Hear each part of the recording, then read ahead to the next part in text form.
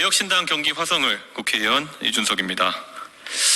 오늘 최근에 젊은 세대 사이에서 아주 많이 회자되고 있는 민주당의 가짜뉴스 때려잡기, 그것의 허상에 대해 가지고 말씀드릴까 합니다. 가짜뉴스 때려잡겠다고 가짜 파출소를 차렸습니다. 민주당, 이렇게 가면은 계엄령 선포한 대통령과 유유상종이라고 볼 수밖에 없습니다. 민주파출소, 우리나라의 동네 이름으로 민주동이나 민주읍이 있는 것이 아닌데 이런 파출소가 있다고 합니다. 더불어민주당이 차린 가짜 파출소입니다. 민주당이 가짜뉴스를 때려잡겠다면서 이런 가짜 파출소 웹사이트를 만들어 이른바 제보를 받고 있습니다. 거기 들어가 보면은 경찰 마크를 흉내내고 교도소, 유치장, 호신술, 상황판 같은 메뉴판이 있어서 마치 치안기관인 것처럼 오인하기 쉽습니다.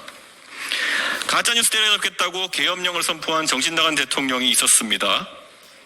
또 다른 한쪽에서 가짜뉴스 때려잡겠다고 공당이 가짜 파출소를 차려서 홍보하는 것도 매우 심각한 문제입니다.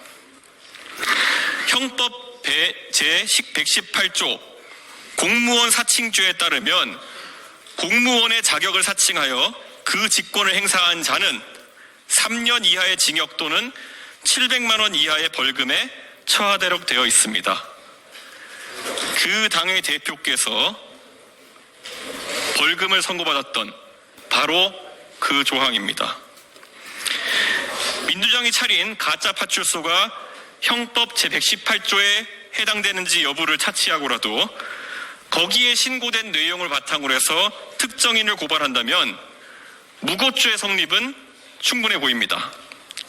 무고죄는 피무고자의 수를 기준으로 판단하므로 민주파출소를 통해 무고하게 고발당한 사람들의 수만큼 무고죄가 성립되며 각 고발 행위가 별개로 이어질 경우 실체적 경합을 통해 가중처벌될 가능성이 있습니다. 우리가 의료법 제42조나 그 시행규칙 40조 등에 따르면 법적 근거 없는 자의 자격 표방을 금지하고 의료기관에 하다못해 신체 부위를 표기하는 것도 위법한 행위로 금지하고 있습니다. 따라서 항문외과가 항문외과로, 척추전문병원이 척추전문병원으로 이름을 바꿔서 운영되는 웃지 못할 일도 벌어지고 있습니다.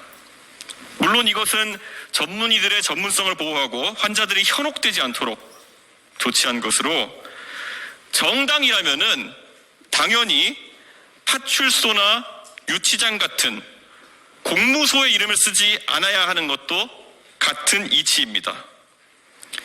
하물며 담배 이름에도 마일드, 순, 나이트 이런 단어를 금지하고 있는 실정인데 민주당이 가짜뉴스 때려잡겠다고 가짜 파출소 차린 것은 사기꾼 잡겠다고 자기들이 먼저 국민들에게 사기를 치는 격입니다. 민주당은 즉시 가짜 파출소 즉각 철거하십시오. 가짜뉴스를 분별하는 것도 현명한 국민들 스스로가 하는 판단의 몫이지 고발하고 신고하고 온라인상에 계엄령 때린다고 해가지고 해결되는 것이 아닐 것입니다. 예. 그렇습니다. 예.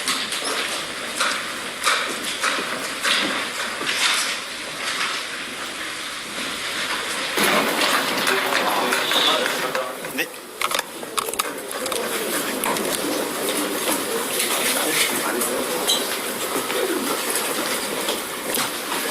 예, 혹시 질문 있으시면 질문 받겠습니다.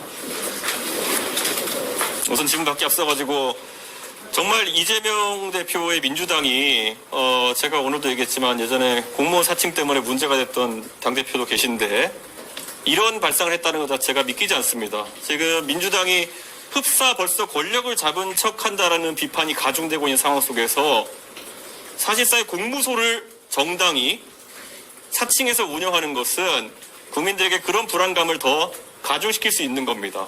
대통령이 지금 사실상의 자경단을 운영해서 공무집행을 방해하고 있는 상황 속에서 민주당이 그걸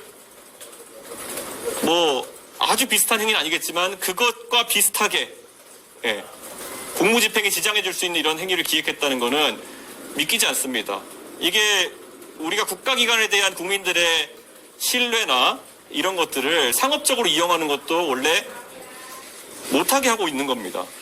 예를 들어 뭐 대통령이 예를 들어 뭐 술, 음식 이런 거에 관해 가지고 조금 뭐 미식을 즐기시고 이런 게 있다 해가지고 제가 고깃집을 연 다음에 그 가게 이름을 대통령실이라고 제가 지어버리면은 그거는 공무서 사칭하는 겁니다.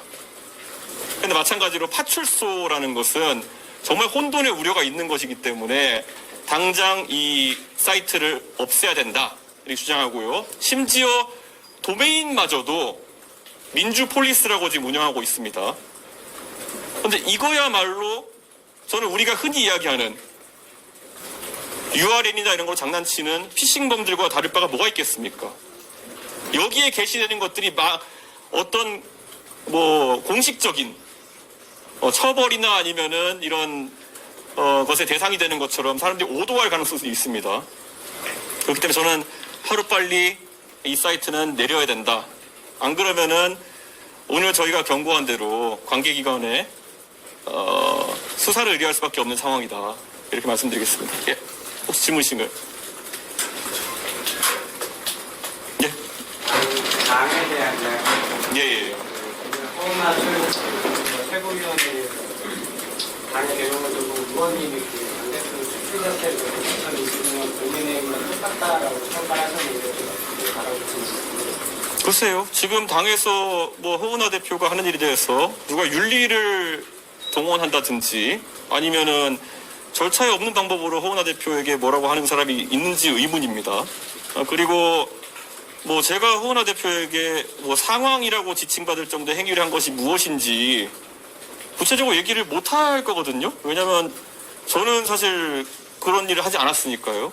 그러니까 본인이 그렇게 느꼈다, 나의 느낌이다 이런 거 말고 구체적으로 어떤 사안이 있으면은 얘기를 하면 된다. 제가 말한 것들은 다 구체적인 사안이지 않습니까?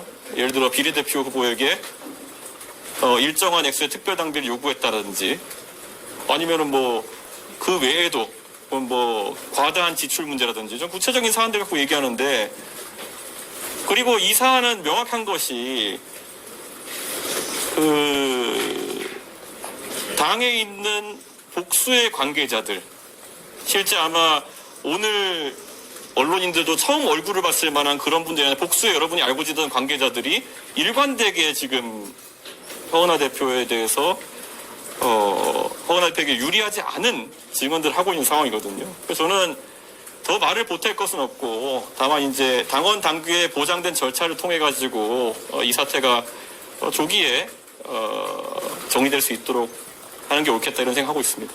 예. 또 질문 있으신가요?